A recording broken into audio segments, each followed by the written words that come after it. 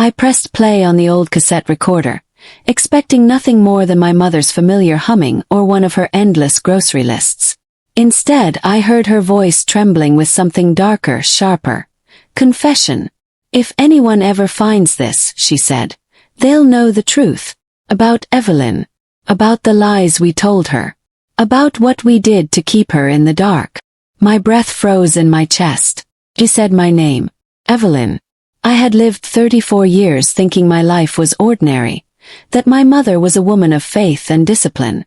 Yet here was proof that my entire existence was wrapped in secrets she thought I would never discover. My heart pounded as her words unraveled everything I believed about my family, my childhood and myself. It was the beginning of the end. Or maybe the beginning of revenge. My name is Evelyn Price, and I am 34 years old. I was born in a small Ohio town where life moved slowly, where neighbors waved across cracked fences, and where secrets I thought couldn't survive. I grew up believing my mother, Margaret, was a saint in pressed skirts and pearl earrings. She worked as a school secretary and ran our house like a military camp.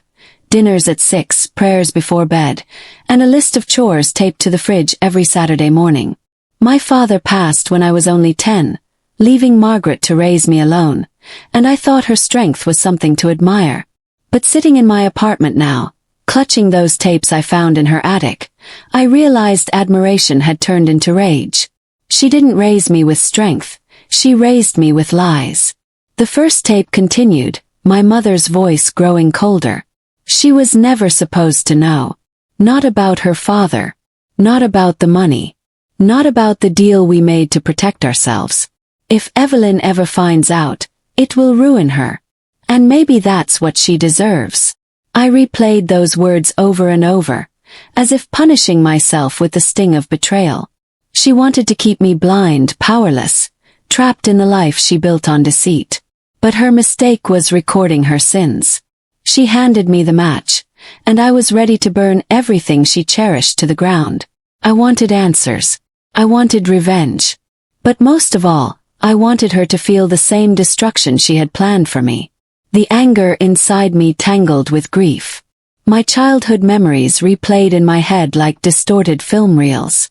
The piano lessons she forced me to take, her sharp criticism when I cried after recitals, the way she dismissed my dreams of moving to New York because girls like you don't belong in the city. I thought she was being protective. Now I saw the truth. She was building a prison, brick by brick, so I'd never question the walls she set around me. And while she prayed in church pews, clutching her Bible with trembling hands, she recorded her sins onto those little plastic reels, stacking them in boxes labeled Christmas ornaments. She never expected me to climb into that attic. But fate, or maybe fury, led me there. The next tape hissed before her voice returned, bitter and venomous. Your father wasn't who you think he was. He wasn't the man in those pictures. And the truth about the money, it's the reason I could send you to college, the reason we never lost the house. But it came with a cost. A cost Evelyn will never understand. My hands shook as I slammed the stop button. Not my father. Not the man I cried for at his funeral, the one who taught me how to ride a bike, the one whose wedding ring I wore on a chain around my neck. If Margaret was telling the truth, then I had been mourning a stranger. And if she lied, then I had been loving a ghost. Either way, I was drowning. The betrayal sliced deeper when I realized she wasn't just keeping secrets from me. She was crafting a story. A story where I was the obedient daughter, raised on false love and false history.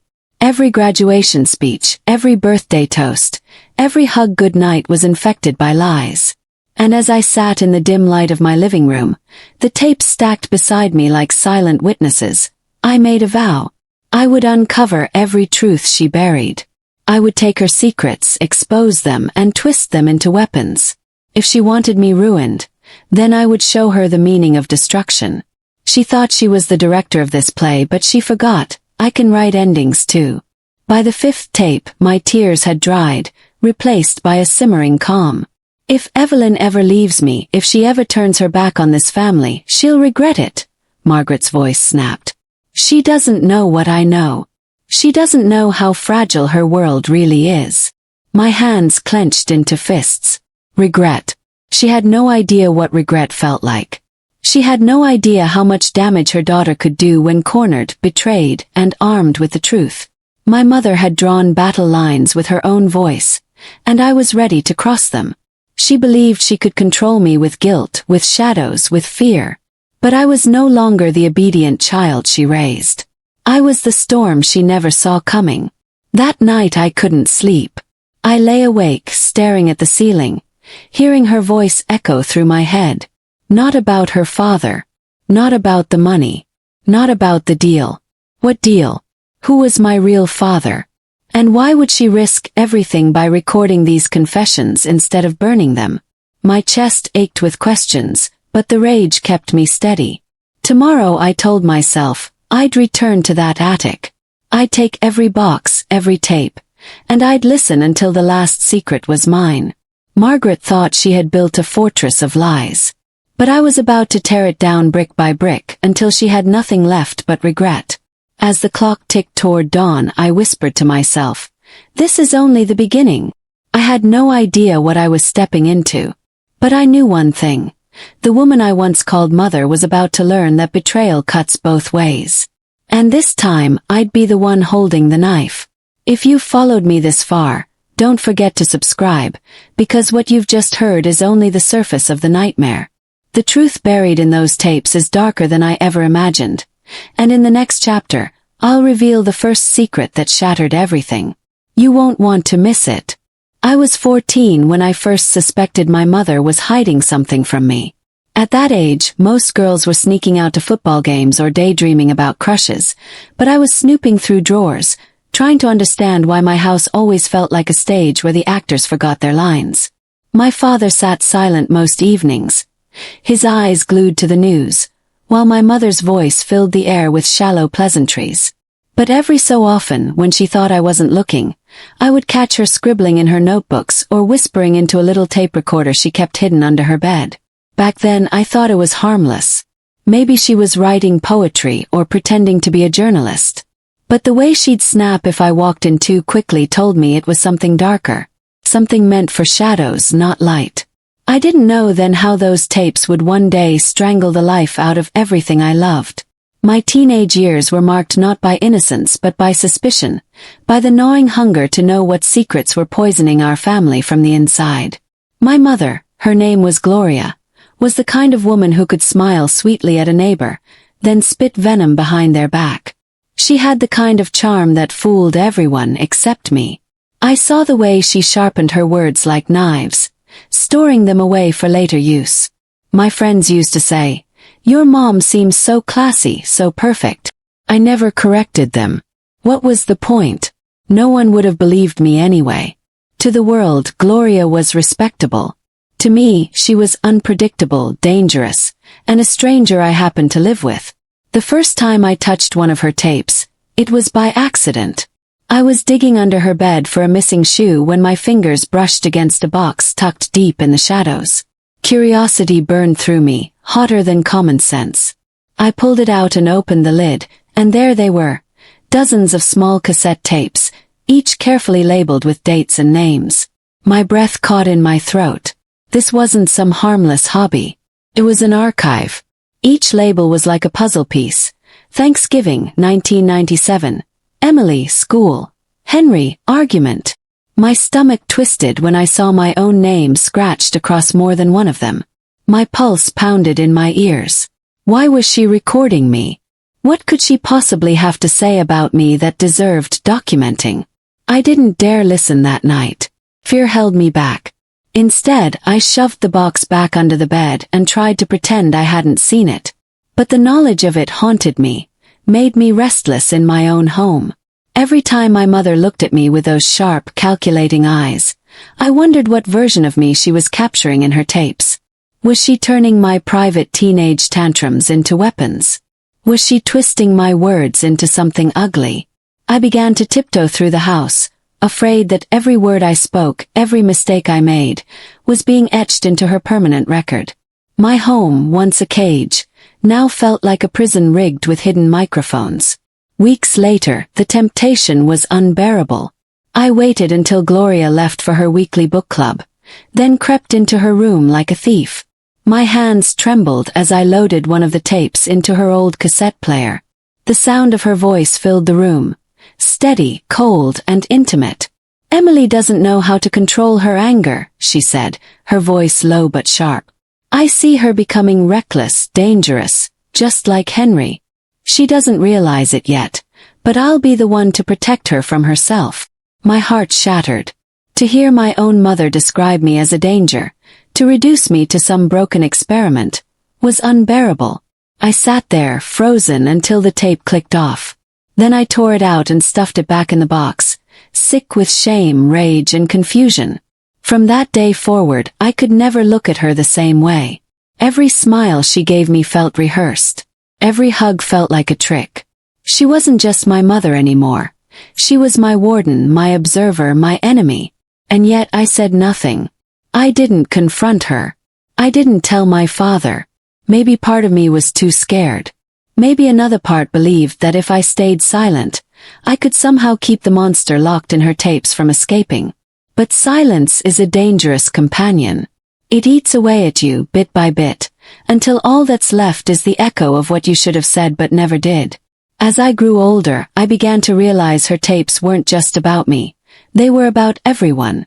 She had a collection on my father, too. I caught a glimpse of his name scribbled across at least 10 cassettes. Henry, drunk again. Henry, suspicion. Henry, lies. My chest tightened at the thought. My father was a flawed man, yes, but he didn't deserve this. None of us did. Gloria wasn't protecting anyone. She was collecting ammunition, preparing for a war only she knew was coming. Every tape was a landmine, waiting to explode and tear apart our family in ways I couldn't yet imagine. Looking back, I wonder if my father ever knew. Maybe he did, and maybe that's why he sank deeper into silence as the years went on. He was a proud man, the type who never admitted weakness. But I saw the way his shoulders hunched, the way his voice grew quieter with each passing year. Perhaps he understood the danger we were all living under. Perhaps he realized before I did that Gloria's tapes weren't just a secret hobby. They were a weapon she was preparing to unleash when it served her best. And maybe deep down he knew that when the time came, no one would be spared. Not even his own daughter. By the time I turned 18, I had stopped searching for answers. I thought ignoring the tapes would make them disappear, like shadows chased away by the morning sun. But secrets don't vanish when ignored. They grow, they rot, and they wait. And when they finally come crashing down, they do so with the force of a hurricane. I didn't know it then, but Gloria's tapes would one day surface in a way I could never predict, tearing apart my life, my marriage, and everything I thought I could trust. It wasn't a question of if. It was a question of when. And when that day finally came, I learned the truth in the most brutal way imaginable. Not through whispers, not through suspicion, but through undeniable proof, delivered at the worst possible moment. That moment didn't just destroy my illusions. Destroyed me. And as I sat in the ruins of my life, with Gloria's voice echoing in my ears like a curse, I realized the one thing I had left. Revenge. My mother thought she had won, but she didn't know what kind of woman she had raised.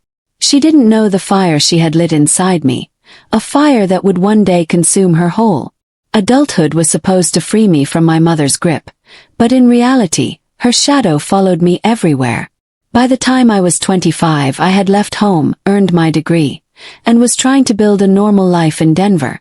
Yet, no matter how far I ran, I couldn't shake the feeling that someone was always watching.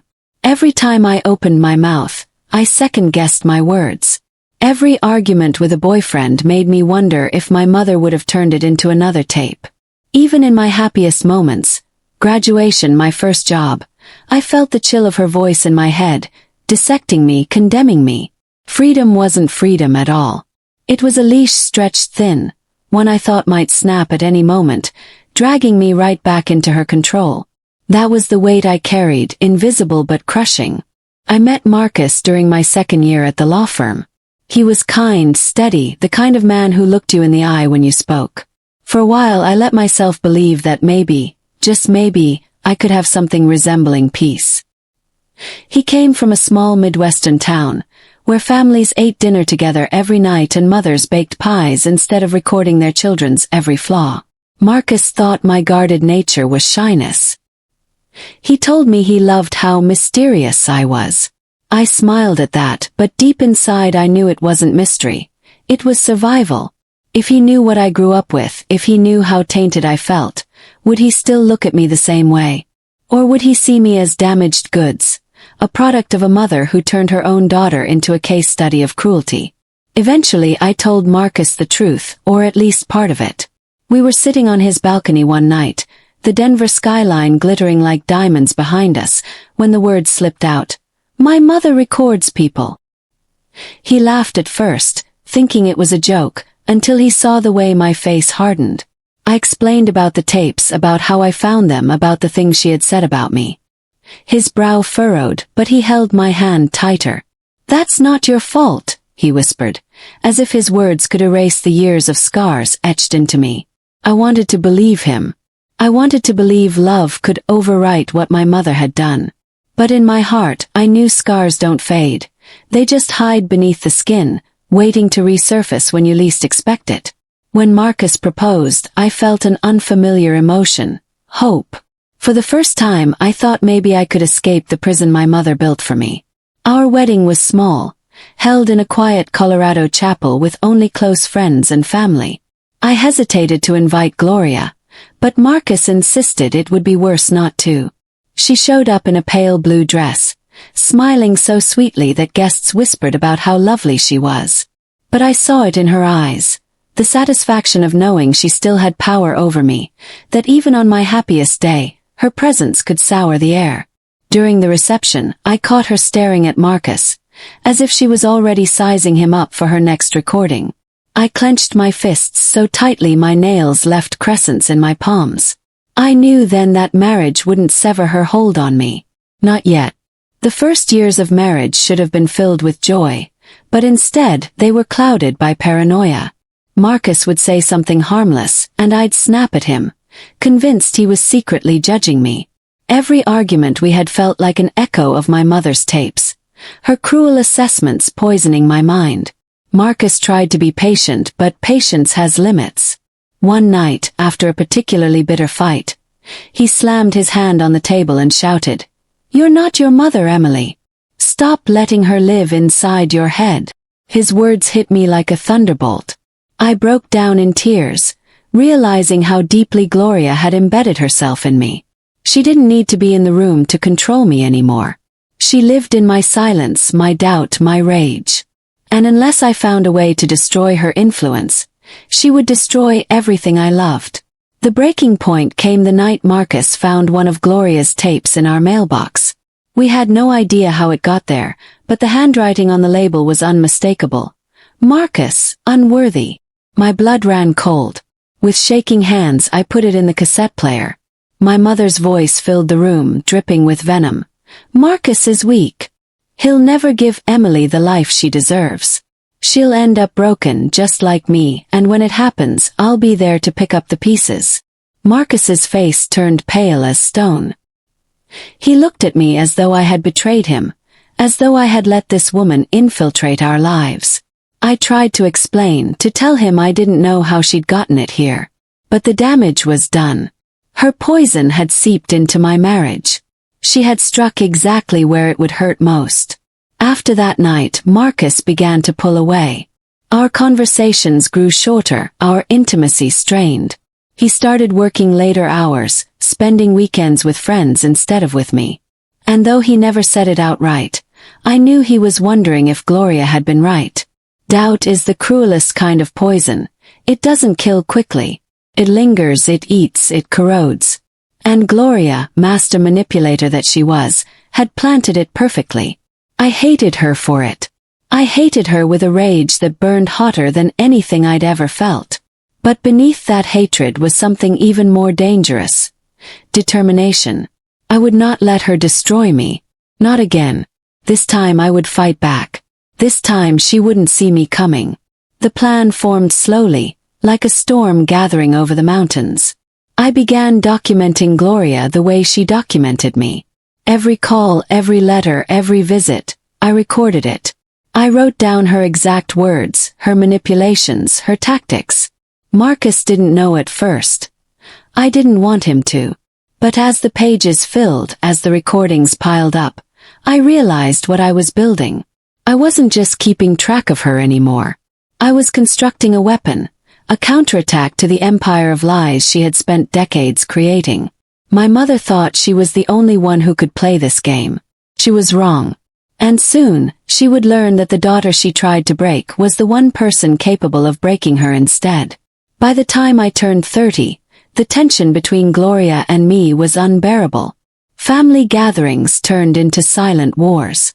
Marcus stopped attending holidays altogether, refusing to endure her presence. My father had grown older, weaker. His once proud figure now hunched and frail. Sometimes I caught him staring at Gloria with a haunted look, as if he regretted every moment he had spent with her. I wanted to ask him to know the truth about what he had endured, but I never did. Maybe I was too afraid of what he might say. Or maybe, deep down, I already knew the answer. That Gloria had been poisoning him, too, for decades, and that he had simply chosen survival over confrontation. But me. I wasn't going to survive her. I was going to end her. The night I finally confronted my mother was the night everything changed. It wasn't planned. I hadn't rehearsed my words. I had simply reached a breaking point. We were sitting in her living room, her tapes stacked neatly in boxes against the wall, like trophies of her victories. She offered me tea, her smile polite, but I saw through it. "Why, Mom?" I asked, my voice trembling but steady.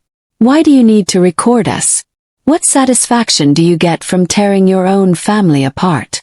She blinked, then smirked, as if the question amused her. "Because truth matters," she said softly. "And someday you'll thank me for keeping it." My chest tightened, my rage boiling. I realized in that moment that she wasn't just delusional. She believed she was righteous. And that made her more dangerous than I'd ever imagined. I started building my case like a surgeon preparing for a complex operation. Precise instruments and steady hands. I recorded conversations, logged visits, and labeled every cassette with meticulous care. I cross-checked dates from her notes with bank withdrawals, motel receipts, and holiday cards. Where Gloria claimed concern, the records showed calculation. Where she mentioned charity, the papers revealed transfers to accounts I had never seen. I created timelines on legal pads, drawing red lines that connected her lies to real events. A scholarship deposited the same week she wrote about sacrifice, a sudden bonus the month after she described emergency travel. Each discovery felt like another link in a chain I could finally see. Heavy but purposeful. My anger sharpened into focus. My grief hardened into resolve. This was no longer just about proof. It was about survival and about turning her own methods back on her and truth. Marcus watched me transform. His eyes a mix of pride and fear. He helped, installing secure backups, advising how to store copies away from Gloria's reach, and sitting with me through long nights of audio playback. Sometimes he fell asleep at the kitchen table, his hand over mine. But secrecy bred suspicion.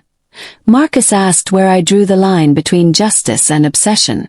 Was I becoming someone who measured life by revelations rather than by love? I didn't know. His support kept the edges of my plan from turning savage, yet the toll showed. Hollowed eyes, missed dinners, small kindnesses strained thin.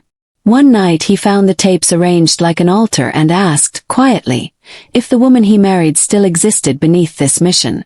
I promised him silently I wasn't losing myself, that I would protect our future, and the promise felt both true and dangerously fragile. I would not fail him. I began to recruit allies quietly. Old friends who remembered childhood oddities, a former neighbor who had seen strange visitors at odd hours, even Claire, my father's sister, who had always suspected that Gloria kept a second life behind her church smile. I approached them like a spy, offering pieces of what I had found and listening as they offered memories that I could corroborate. Together we assembled a mosaic of patterns. Men who appeared and disappeared around holidays, cash withdrawals timed with certain sick relatives, and a web of addresses tied to off-book accounts. It was painstaking work, the kind that tests patience and sanity, but every confirmed memory was a victory. Gloria's past, once a fog of polite narratives, began to sharpen into outlines of transactions and secret meetings. Knowing the truth about her network made my plan more surgical, less about accusation and more about undeniable evidence.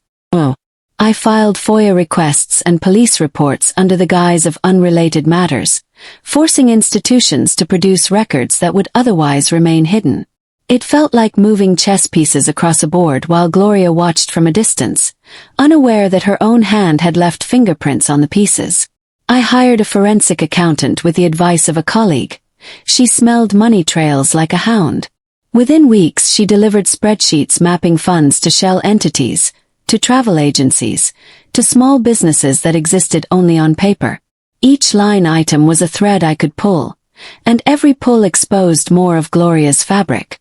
The accountant's findings were clinical and devastating, a tidy translation of the chaos Gloria had created into numbers and dates that no one could deny. Evidence, I realized, would be the blade that cut her power when words alone could not, and I kept going. The moral complexity of what I was doing never left me. I would wake at dawn and question whether exposing a mother justified destroying a family. I remembered my father's laugh, his terrible jokes, and the way he tucked my hair behind my ear. Memories that didn't align with the narrative Gloria recorded. Sometimes I feared that in stripping Gloria bare, I would also strip the good we had, and leave a void no truth could fill. Yet the alternative, silence, felt like complicity in a slow erasure of who I really was. So I pressed forward, balancing grief with righteousness, convinced that unveiling the whole picture would free us, not just punish her. The work cost me friendships, spare time, and the illusion that life could return to normal. But each piece of proof felt like a small step toward reclaiming myself. My resolve hardened into a mission I could not abandon. Gloria, of course, noticed the change. She began to ask questions about my late nights and the extra mail I received. Her eyes sharpened in a way that used to terrify me, like cold knives measuring for weakness.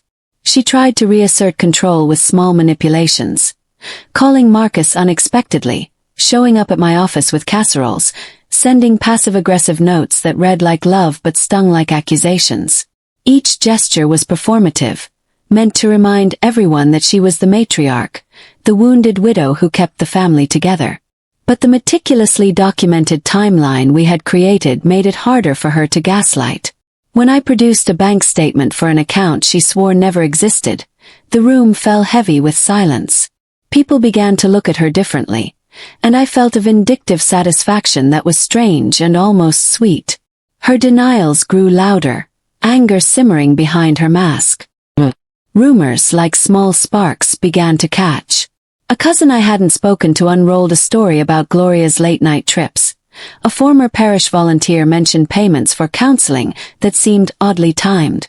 My network of witnesses expanded until Gloria's life looked less like a portrait and more like a collage of secrets. I used the gossip as corroboration. When multiple people recalled the same odd visit, it moved from memory into fact. The community that once admired her now paused before praising, measuring words against the evidence I displayed with quiet confidence. Terrified and emboldened me. Old friends distanced themselves, parties I had been invited to disappeared, and even Marcus's family began to whisper about instability. Each fractured relationship felt like a necessary sacrifice to reveal rot beneath her glossy exterior. Yet I pressed on, believing truth would heal more than hurt. The first public fracture happened at my father's 75th birthday. I had wanted peace, but Gloria staged devotion and sympathy for the crowd. She spoke of family, tears glinting. It was an act perfected over years. I rose and spoke instead, steady despite trembling hands, laying out a brief timeline. Travel dates, bank entries, names threaded together. At first disbelief rippled. Murmurs swelled like wind in dry leaves. Gloria laughed, denying everything with practiced ease. But the documents sat heavy and plain. The atmosphere changed. Polite masks slipped, conversations faltered, and my father's face drained of color. Whatever unity we pretended to have fractured that night, partly from shock, partly from betrayal laid bare. Guilt tugged at me, but so did the cold satisfaction of truth cutting through lies. Still today, after the party, Gloria retreated into silence that was not peaceful but strategic. She wrote letters to relatives painting herself as the victim and used church gatherings to whisper about betrayal. She suggested I was tarnishing my father's memory for spite, and the accusation landed like a blade. Creditors I had never met called, and a local paper ran an op-ed about family privacy penned by an anonymous contributor. It felt like fighting underwater, each strike slowed by public opinion tipping under Gloria's influence. Still, with each smear I countered by releasing documents and witness statements, forcing verification where rumors had flown. Friends who had wavered began to ask for proof. Some apologized when confronted with bank records, and some offered support. Those small reversals felt like victories. Truth has a way of attracting unlikely allies when evidence is undeniable, and every supporter made Gloria's denials thinner. I kept pressing, careful, relentless, and methodical. Always. Now the stakes were legal. The forensic accountant had found discrepancies big enough to interest authorities, and attorneys began to ask questions charm could not answer. I met with a lawyer, plotting a path that might lead to criminal exposure if Gloria's accounts failed to explain themselves. It terrified me to imagine trials and headlines, to drag my mother into courts, but I saw the necessity. If her actions were criminal, shielding her would enable harm to others. The thought of my father's name shadowed by court transcripts made me pause, yet I kept moving forward. Then one evening an unfamiliar number rang. The voice said simply, "We need to talk." My hands shook as I noted the tone. The lawyer advised caution but acknowledged such a conversation could produce the final link we needed. And suddenly the campaign I had built in secret was about to meet the light. The voice on the phone was calm, measured, but carried an undercurrent of urgency. He introduced himself as Daniel Price, a former colleague of my father's from years ago. He claimed to know details about Gloria's financial dealings, things that had unsettled him but which he had buried out of loyalty. Now, with whispers spreading and questions rising, he wanted to come forward. I arranged to meet him at a neutral cafe, half expecting a setup, half desperate for corroboration. When he arrived, older but sharp-eyed, he carried a leather folder like a shield. Inside were copies of correspondence, letters my mother had written under aliases, coordinating transfers and promises of returns. Some letters even referenced my father's investments, redirected without his knowledge. Seeing her handwriting on those pages froze me. It was undeniable. This wasn't just deception of family. It was financial betrayal at a scale that crossed into criminal. Daniel explained how Gloria had leveraged my father's trust to funnel money into shell companies. According to him, she used my father's good name as collateral for loans, some of which were repaid quietly while others vanished into debts written off under ambiguous circumstances. He admitted that he, too, had stayed silent because Gloria wielded influence and intimidation skillfully. Now, however, with rumors of exposure, she had grown reckless, even desperate. He wanted to ensure that if the story broke, his testimony wouldn't be dismissed as hearsay. He signed an affidavit on the spot, his hands steady, his eyes clear. It was the kind of validation I had been building toward, proof that my suspicions were not just projections of grief. I thanked him, though gratitude felt inadequate. Walking home, I clutched the folder as if it were a life raft, knowing this new evidence could ignite a confrontation I wasn't yet sure I could contain. Gloria sensed something had shifted. Her calls became sharper, her visits more invasive. She appeared at my doorstep unannounced, demanding to know what I was telling people. I answered carefully, never revealing Daniel's involvement, but she could smell the walls closing in. She threatened legal action for slander, her words dripping with venom disguised as maternal concern. "You'll ruin everything your father built," she hissed, as if I were the one dismantling his legacy. Marcus intervened, asking her to leave, but the encounter left me shaken. She had always thrived on control. Now, cornered, she was unpredictable. That night, Marcus and I fortified our documentation. Multiple backups, secure drives, copies in a safety deposit box. We knew she might attempt to discredit me or even destroy evidence if she suspected how far I had gone. The air in our home grew tense, every shadow a potential intruder, every ring of the phone a possible escalation. Still, my resolve deepened. I would not let her rewrite the truth this time. The next gathering where we crossed paths was at church, her favorite stage. Gloria wore black lace, feigning mourning, her hands clasped like a saint's. She whispered to those around her, eyes flicking toward me as if I were the prodigal daughter turned traitor. During coffee hour, she approached with exaggerated sweetness, loud enough for others to hear. "We mustn't let bitterness poison us, darling," she said, gripping my arm with fingers like iron. I met her gaze and replied, "Bitterness didn't steal from my father's accounts. Lies did." The murmurs that followed were palpable. Some gasped, others turned away. Gloria smiled as though unbothered, but I saw the flicker in her eyes, panic breaking through her composure. Later that evening, texts and emails flooded in from family members demanding explanations. Instead of silencing me, her public confrontation opened a crack in her facade, and I intended to widen it. Armed with Daniel's documents and the forensic accountant's reports, I scheduled a meeting with my lawyer. Together we mapped a strategy. First, submit the evidence quietly to financial regulators, ensuring an investigation launched before Gloria could suppress it. Second, prepare a civil case on behalf of my father's estate to recover losses. It was a delicate balance, exposing her without triggering retaliation that might endanger Marcus or me. The lawyer warned me to brace for retaliation nonetheless. Gloria had resources, and she wouldn't crumble without deploying them. That night I couldn't sleep.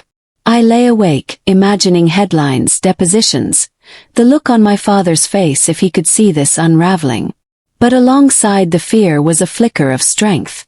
For years, I had accepted Gloria's version of events as unshakable. Now, with allies and proof, I was the one shaping the narrative. The power shift was subtle but intoxicating. When the regulators opened an inquiry, the effect was immediate. Gloria's composure cracked in ways I hadn't seen before. She canceled appearances, ducked community events, and sent panicked emails to extended family insisting she was the victim of a malicious campaign. The irony wasn't lost on me. She, the architect of manipulation, now casting herself as prey. Still, I knew better than to celebrate prematurely. A woman who had built an empire of deceit wouldn't surrender quietly. Sure enough, she escalated, hiring a PR firm to smear me as unstable. Anonymous posts appeared online, painting me as an attention seeker. Old arguments were dragged into the spotlight, twisted into evidence of supposed paranoia. For a moment, it felt like drowning, her narrative heavier than truth. But then Daniel stepped forward publicly, lending credibility to my claims. The tide began to shift again, proof outweighing perception, truth resisting distortion. One of the hardest blows came when my father's lawyer, an old family friend, called me to ask for a private meeting. He admitted he had long suspected discrepancies but had chosen silence, partly out of loyalty, partly out of fear. Now, with regulators circling, he wanted to cooperate but also warned me. Gloria might drag my father's reputation through the mud to save herself. She would weaponize his memory if it bought her time.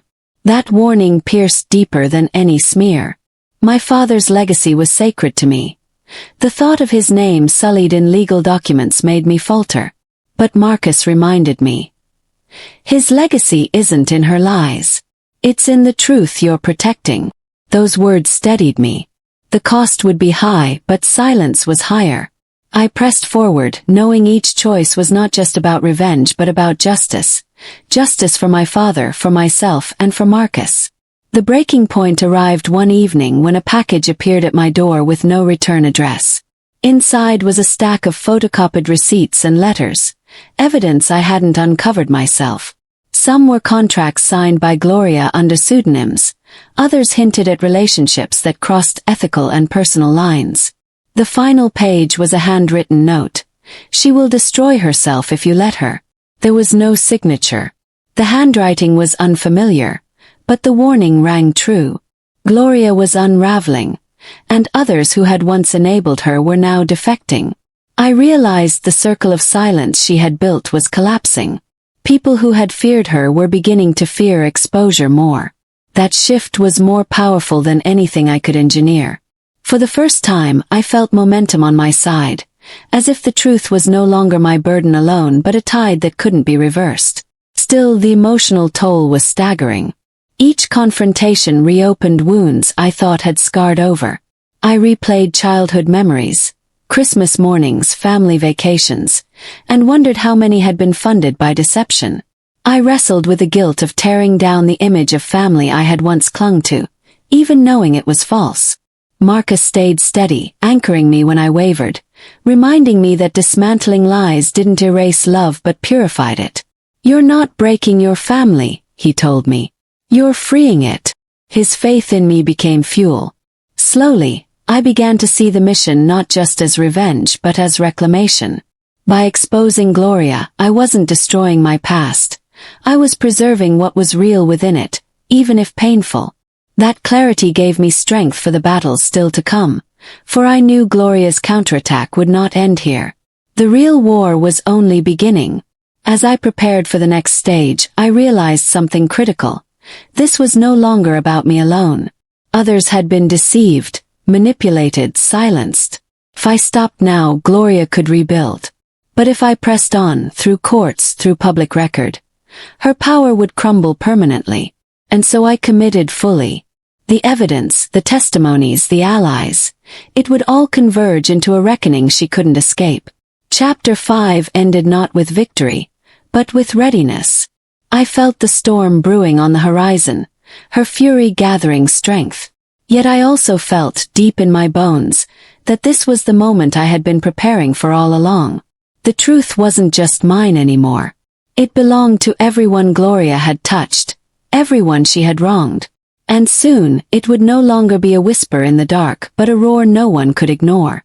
The summons arrived on a Monday morning, crisp paper with a seal that felt heavier than any weapon. Gloria had filed a lawsuit against me. Defamation, emotional distress, intentional sabotage of her reputation. The irony nearly made me laugh, but the stakes were no joke.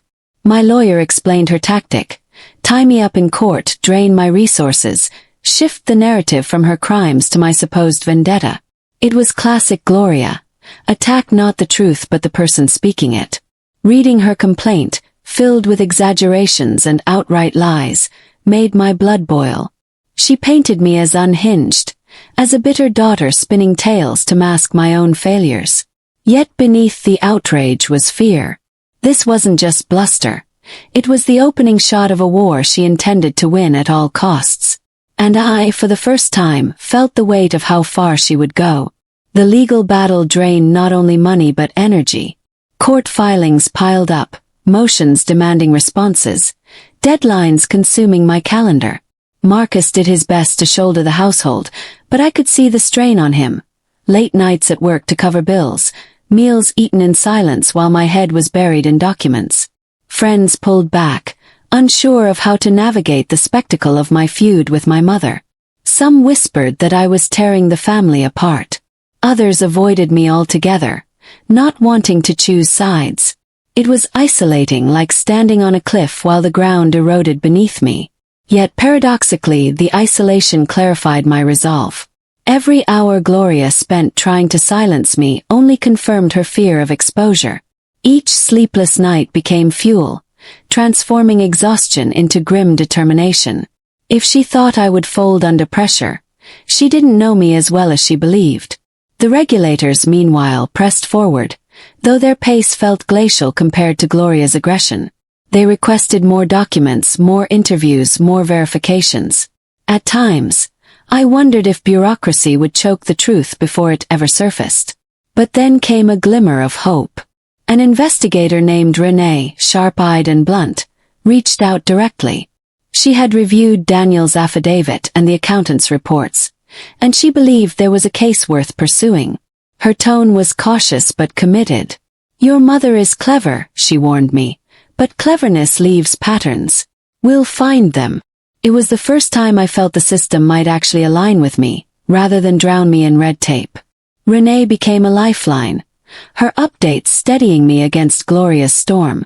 For every smear campaign Gloria launched, Renee countered with quiet progress, building a case brick by brick. It wasn't fast, but it was movement in the right direction. Gloria, sensing cracks in her armor, escalated. She hired investigators to dig into my past, hoping to find dirt to smear me with. Old relationships were dredged up, every mistake magnified. One evening, Marcus came home furious after being approached by a stranger who asked invasive questions about our marriage. It was harassment, plain and simple, but it rattled us. If Gloria couldn't discredit me directly, she would attack those around me. Marcus wanted to fight back publicly, but I stopped him. "That's what she wants," I reminded him. "To bait us into losing control." Still, the tension seeped into our home. Doors slammed, voices raised, silences stretched. Gloria's shadow had infiltrated even the sanctuary of our marriage. Yet each time we reached the brink, Marcus pulled me back with one sentence. "She doesn't get to win here." His loyalty was both a shield and a reminder of what I stood to lose. Then came the tapes. Not the old ones I had discovered years ago, but new recordings Gloria leaked anonymously. Clips of me, taken at family events, edited to sound bitter, paranoid, unhinged. At a glance, they painted me as unstable. Social media devoured them, comments flooding with judgment. Crazy daughter trying to ruin her mother. Jealous of her success. The smear campaign worked. Public sympathy tilted in her favor. Watching strangers dissect my life online was suffocating. I wanted to scream to correct every lie, but my lawyer advised restraint. "Let the investigation speak for you," he said. Patience had never been my strength, but I forced myself to trust the process. Late at night, Marcus held me while I cried into his shoulder, whispering that the truth would outlast the noise. Still, the humiliation lingered like a stain, hard to wash away even with his comfort. Renee, however, was unfazed by the spectacle. She assured me the smear tactics were irrelevant to the financial investigation. "She's flailing," she said. "Smears are smoke. We're after fire." And then she handed me the kindling. Bank statements tracing funds directly from my father's accounts into offshore havens, all under names tied back to Gloria. The paper trail was damning, undeniable. It wasn't just suspicion anymore, it was proof. Renee cautioned me to keep it quiet until the case was ready, but my pulse raced with vindication. Here it was, the truth Gloria had fought so viciously to bury. I carried copies like sacred scripture, hidden in safes and encrypted drives. Each time I touched them, I felt both elation and dread. This evidence could destroy her, but it could also unleash a fury I had yet to see. The question was no longer if I could win, but if I could survive winning. The lawsuit hearings began soon after, Gloria striding into the courtroom draped in elegance, a picture of dignified suffering.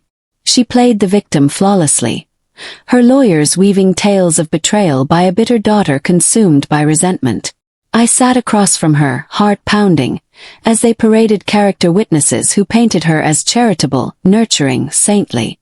It was a performance, and the audience, judge, jury, spectators, seemed entranced.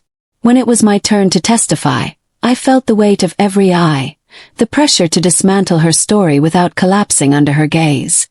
I spoke slowly, clearly, grounding myself in facts rather than emotion. My lawyer guided me, presenting documents, affidavits, reports. Each piece chipped away at her facade, though I could feel her fury simmering beneath her smile.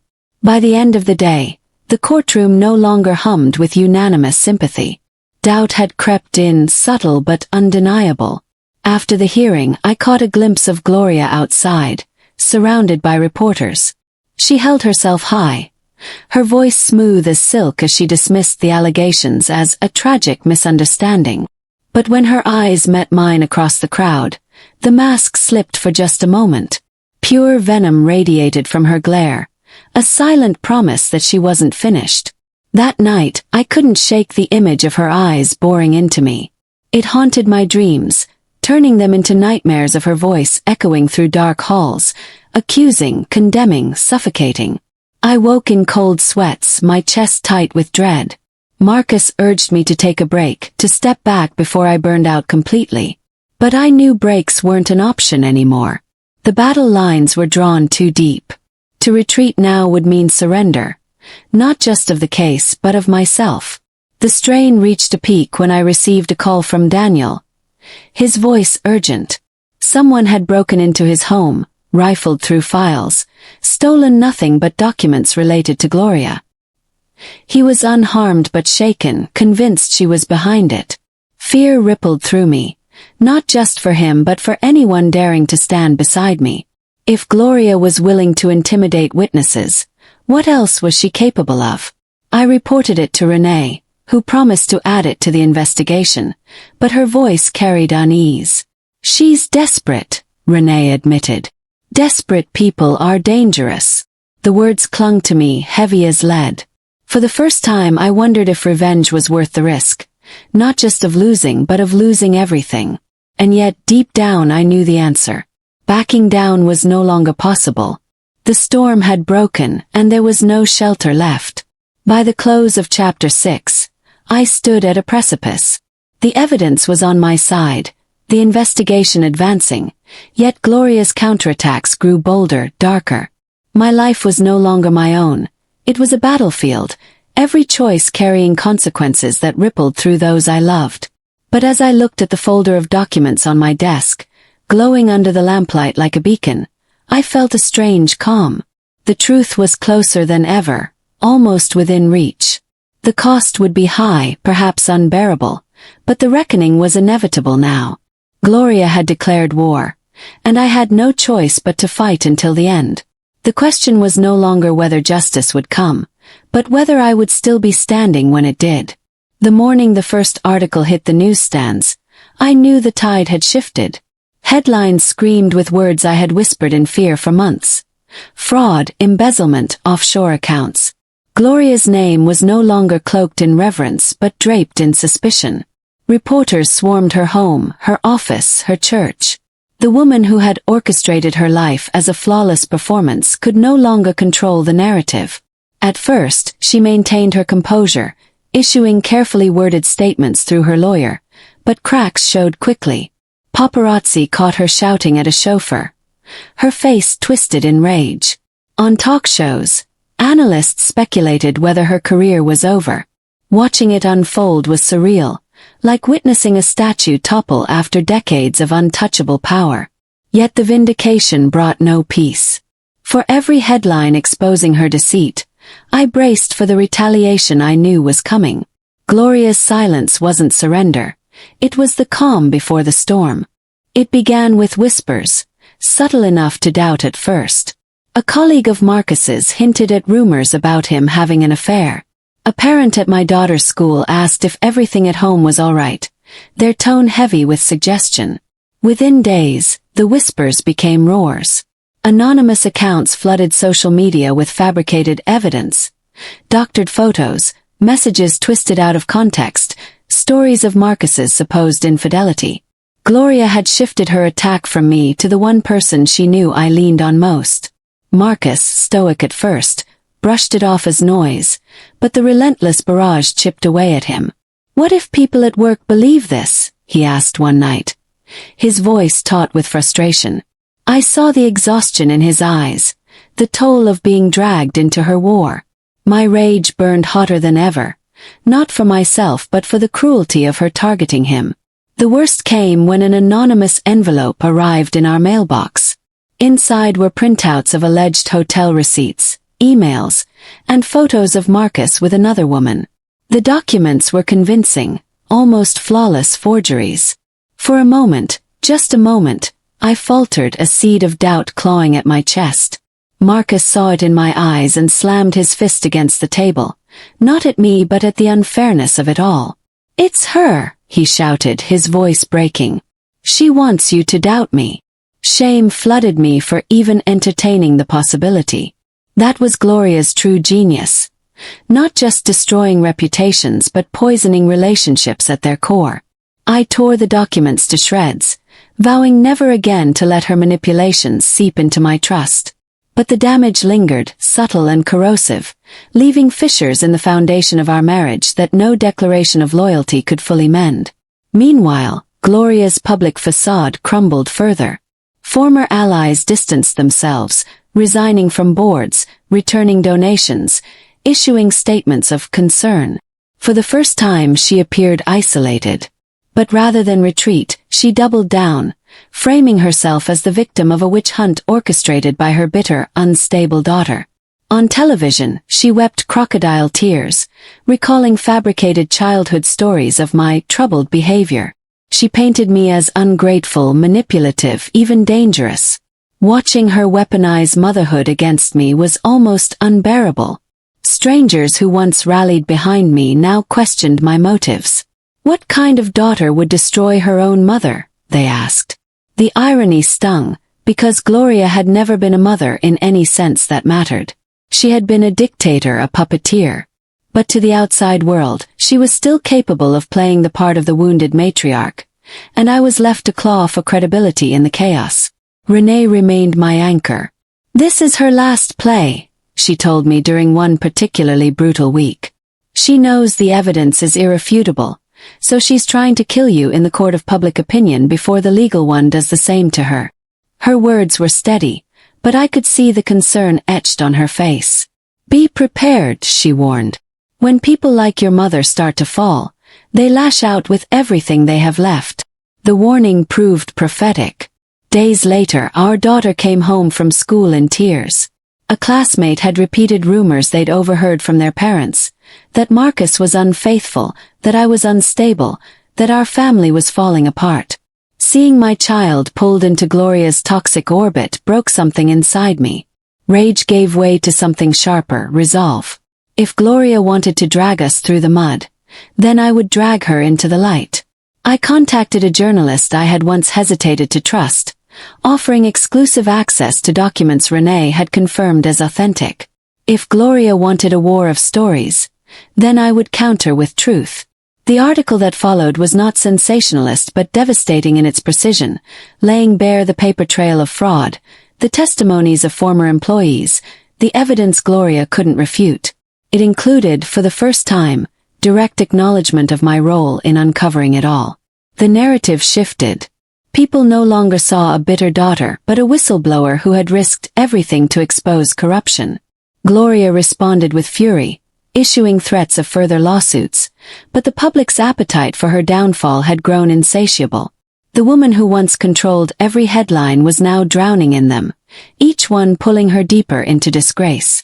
And yet, even as her empire cracked, I felt the chill of her hatred more intensely than ever. The retaliation became personal in ways I hadn't anticipated. One evening I found our car vandalized, windows shattered, the words "traitor" scrawled across the hood in red spray paint. Police reports were filed, but I knew who was behind it. Gloria didn't need to lift a finger herself. Her loyalists, though still hypnotized by her charisma, were more than willing to act on her behalf. The violation left me shaken. Home no longer felt safe. My daughter slept in our bed for weeks, too frightened to stay alone in her room. Marcus installed security cameras, locks, alarms, but none of it restored peace of mind. Gloria had succeeded in making us feel hunted, even in our own sanctuary. But instead of retreating, the fear hardened into something unbreakable. If she wanted me terrified, she had miscalculated. Fear had become fuel, and I was ready to burn every last bridge to end her reign. In court, the tide finally shifted decisively. Renee presented the full breadth of evidence, the documents, the testimonies, the patterns no smear campaign could erase. Gloria's lawyers sputtered, objected, tried to spin, but the truth was relentless. Sitting across from her, I watched as the mask finally cracked, her composure slipping with each revelation. For once, she had no control, no clever retort, no distraction strong enough to hide the rot beneath. The woman who had terrorized me my entire life looked small, diminished, human. It should have felt triumphant, but instead it felt hollow. There was no joy in watching her unravel, only a grim recognition that winning against her meant becoming tangled in her poison forever. When the judge adjourned for the day, I caught her staring at me, her eyes not filled with defeat but with a promise. If she went down, she'd make sure I was dragged with her. The chapter closed with that stare burned into my mind, an unspoken vow that the war was far from over. Yes, the investigation had cornered her. Yes, her reputation was collapsing. But Gloria was not the kind of woman who surrendered quietly. As I lay awake that night, listening to the hum of the security system and the quiet breathing of Marcus and our daughter, I realized the battle ahead wasn't about winning or losing in court. It was about survival, about protecting what little peace I had managed to salvage from the wreckage of her lies. And I knew, with a certainty that chilled me to my core, that Gloria's most dangerous move was still to come. I stood outside the courthouse, clutching the manila folder that held the evidence I had spent months collecting. My mother thought she had silenced me with her manipulations, but I had something she could never control. Her own words, recorded on those cursed tapes. They were no longer a chain around my neck. They had become a weapon. Inside, the building loomed like a cathedral of judgment, its tall stone walls echoing my determination. I wasn't walking in as the broken daughter anymore. I was walking in as the woman who would finally make her pay. And yet, as the heavy doors creaked open, a shiver ran down my spine. This wasn't just about revenge anymore. It was about survival, dignity, and reclaiming the years she had stolen from me with every calculated lie. The courtroom smelled faintly of wood polish and old paper, but underneath, I could almost smell the stench of betrayal. My mother sat at the defendant's table in her tailored navy suit, her hair perfectly styled, as if this were some gala event instead of the fight of our lives. She turned to glance at me, her lips curling into the faintest smirk, a silent reminder of the years she thought she had control. But I wasn't the fragile girl she once manipulated. I held her secrets in my hands, the kind of secrets that could unravel her reputation, her wealth, and the fake power she loved flaunting. The judge's gavel struck, and in that sharp sound I heard a promise. Today, something would finally break. The prosecution opened with clinical precision, but my mind drifted back to the night I had stayed awake, listening to one of the tapes on repeat. My mother's voice had filled my bedroom like a ghost, mocking me, confessing to her friends how she had destroyed my relationships, orchestrated betrayals, and even framed me for things I never did. "She'll never rise above it," her voice had sneered on tape, "because I'll make sure of it." That night, I realized those tapes weren't just recordings. They were confessions, evidence carved in sound. Every syllable had burned into my skin, pushing me to this very moment. And now, with the evidence queued up in the courtroom, I knew that the same voice that had tormented me would finally testify against her. The defense tried to paint me as a bitter daughter, ungrateful for the life my mother provided. "Ladies and gentlemen," her lawyer said, sweeping his hand dramatically, "what we have here is a woman who simply cannot let go of childhood grievances." My stomach tightened, but I didn't flinch. Because I knew the power of truth when it finally clawed its way into daylight. My attorney pressed the play button, and the courtroom filled with my mother's unmistakable voice. Of course I ruined her chances. She was never meant to succeed. Gasps rippled through the gallery as jurors leaned forward. My mother's face didn't falter, but her eyes betrayed her, darting quickly, calculating the damage. For the first time in my life, I saw fear in her. I studied the jurors' reactions as more tapes played. Each revelation cut deeper, exposing the rot she had hidden beneath manicured perfection. The judge raised his brow at certain statements, clearly disturbed. This wasn't just about personal revenge anymore. This was about exposing abuse, manipulation, and the cruelty mothers aren't supposed to unleash on their daughters. By the third recording, the defense lawyer tried to object, but the damage had already been done. The words had seeped into the air like poison. I sat straighter in my chair, no longer shrinking beneath the weight of her shadow. The truth was out, and there was no way to put it back in the bottle. My mother's empire was crumbling, one confession at a time. During a recess, she approached me in the hallway, her heels clicking like warning shots. "You think you've won, Daphne," she hissed, her voice low enough to keep reporters at bay. "You're still my daughter. Do you think the world will truly side with you over me?" Her eyes glittered with venom, but there was a flicker of desperation there too. I leaned closer, my voice steady, unwavering. "No, Mother. I'm not your daughter anymore. I'm your reckoning." For once, she had no quick retort, no cunning line to cut me down. She turned and stormed away, her armor cracking at the seams. That moment fed something deep inside me, something that had been starved for years. Power. For the first time, the balance had shifted. As the trial continued, I couldn't help but remember the girl I once was. The girl who begged her mother for approval, who twisted herself into knots just to earn a smile. That girl would have trembled at the thought of standing here. But the woman I had become. She thrived in the storm. When another tape played, revealing my mother laughing about how she pushed my father away from me, my chest ached. He had died never knowing the truth, that she had poisoned him against me. My heart burned, but not with grief, with clarity. My fight wasn't just for me anymore. It was for my father, for the family I lost, and for every piece of my life my mother thought she could control. Her reign was ending. Reporters flooded the courthouse steps every evening, their microphones reaching like hungry mouths. "Daphne, do you believe justice will be served?" one shouted. "Do you feel vindicated exposing your own mother?" another pressed. I answered with the same steel I carried inside. This is bigger than me. It's about showing that no one, not even a mother, has the right to destroy someone's life and walk away unscathed.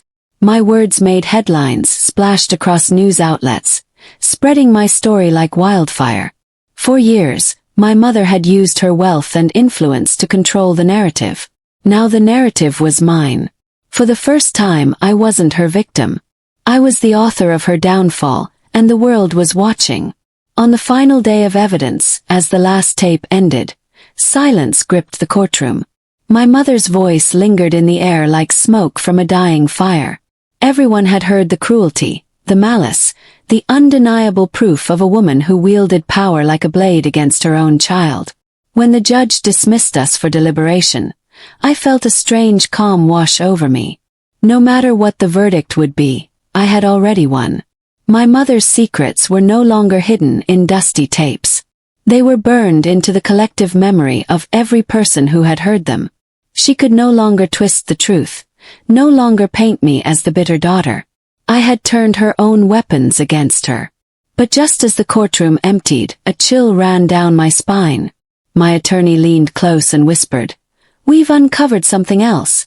Something your mother never wanted anyone to know. It's not just about you, Daphne. It's about your father's death." My blood ran cold. I had fought so hard for this moment, but now I realized the war wasn't over. My mother's tapes had destroyed my life, but buried within them was a revelation far darker than I had imagined. And as I clutched the folder against my chest, I understood the truth.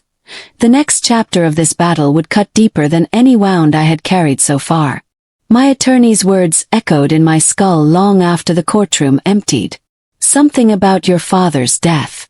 For years, I believed his sudden heart attack was fate, a cruel twist that left me orphaned in all but name. But now, standing in the cold courthouse hallway, I realized my mother's fingerprints might have been on his grave. My chest tightened as I clutched the folder tighter, afraid it might slip from my hands and spill the truth I wasn't ready for. "What do you mean?" I whispered, but my attorney's eyes darkened with hesitation. "The tapes, Daphne. There's one you haven't heard yet." It was tucked away, mislabeled, almost like she wanted it hidden. My pulse pounded. If she had engineered my father's death, then this wasn't just a courtroom battle anymore. This was murder. That night, I sat in my apartment with the final tape on the desk before me.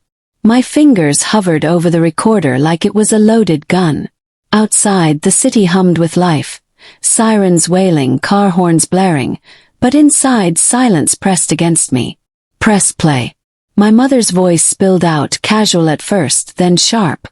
He was going to change the will. Can you imagine? Leaving her more than me. Her laugh cut through me like a knife. Then came the chilling part. So, I made sure he didn't. Stress, pressure, a little push at the right time.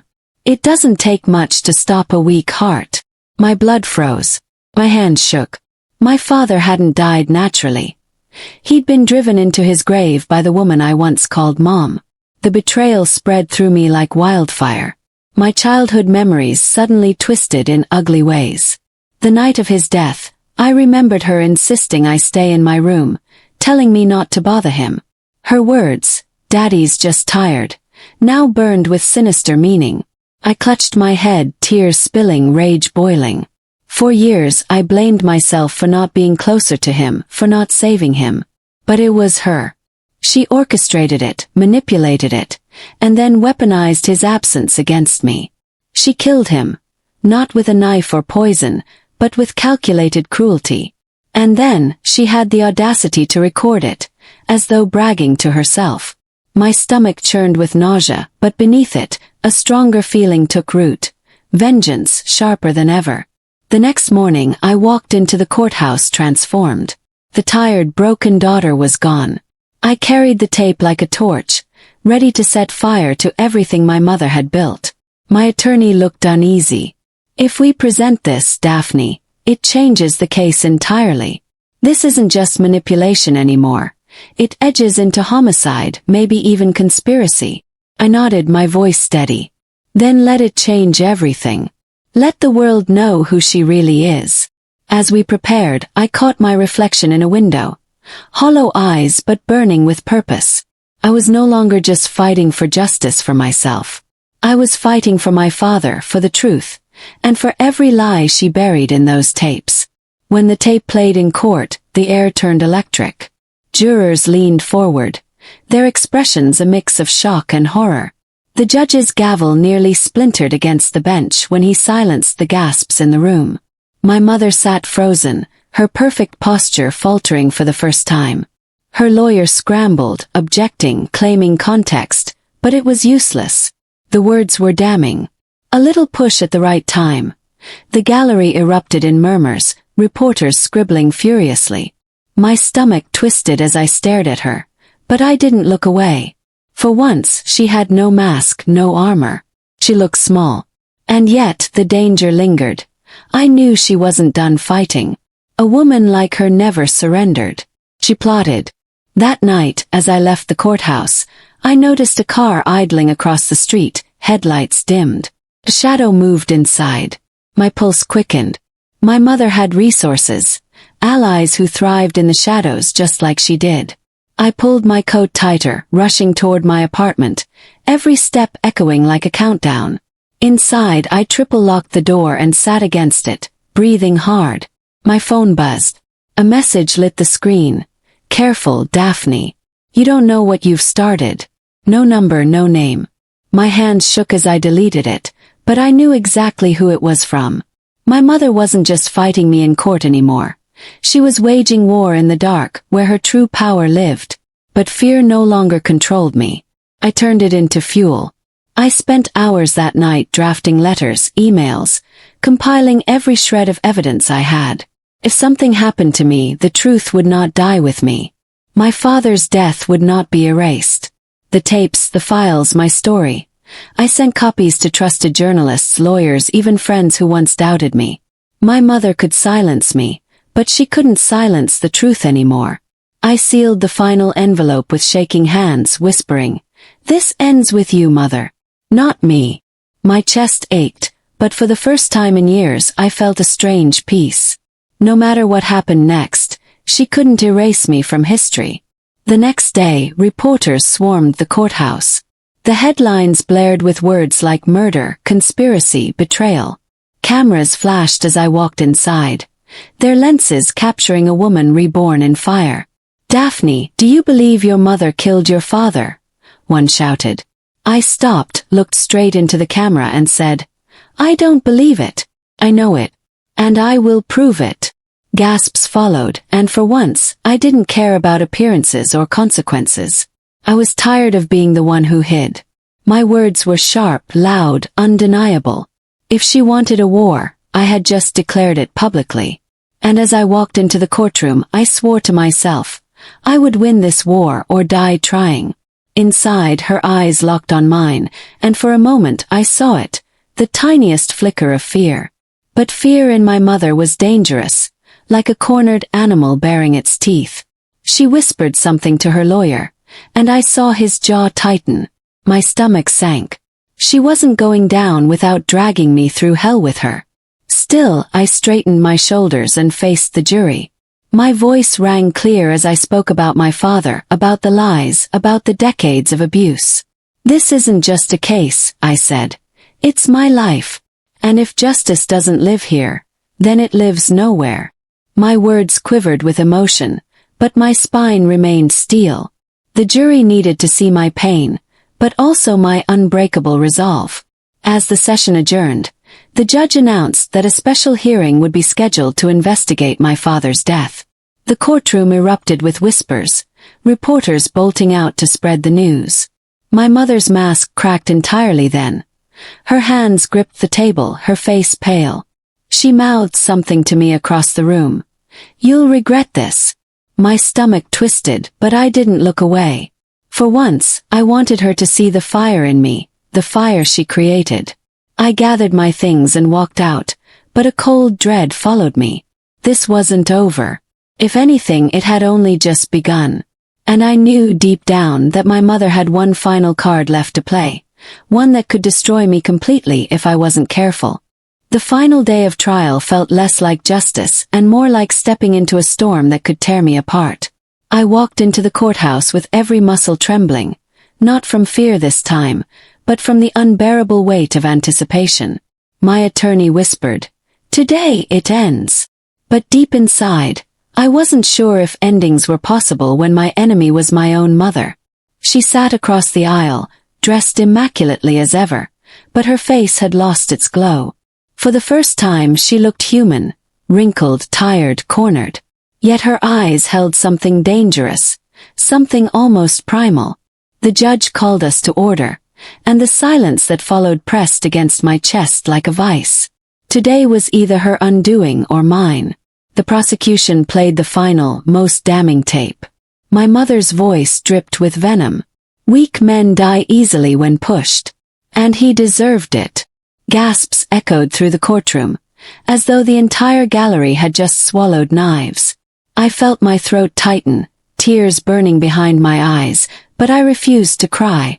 This was what I had been fighting for, truth unmasked.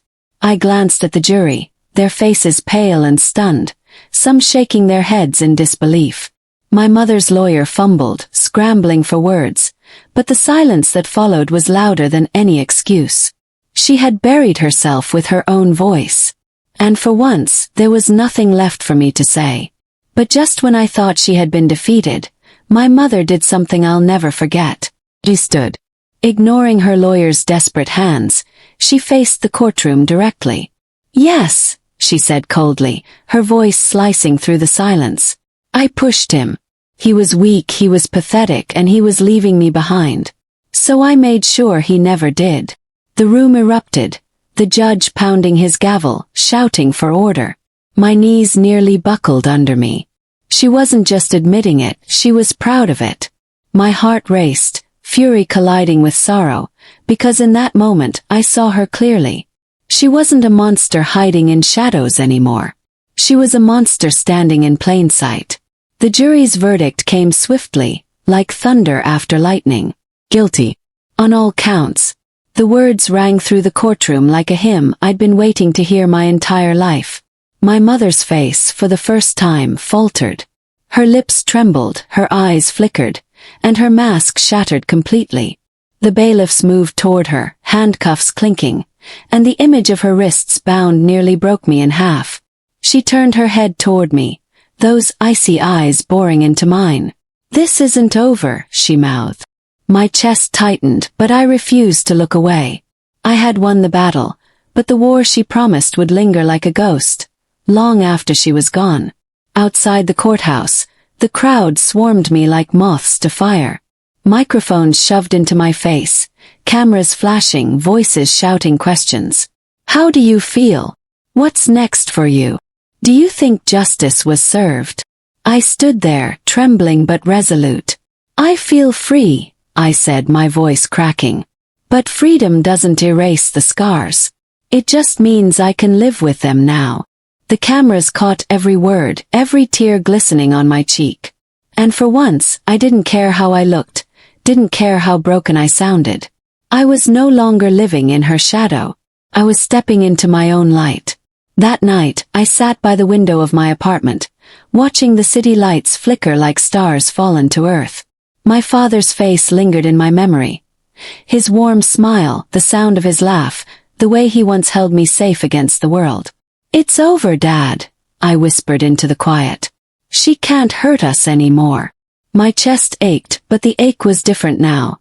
Softer, less suffocating. I imagined him watching me, proud, at peace, and for the first time since his death, I let myself believe he was free too. My tears fell silently, not of sorrow, but of release.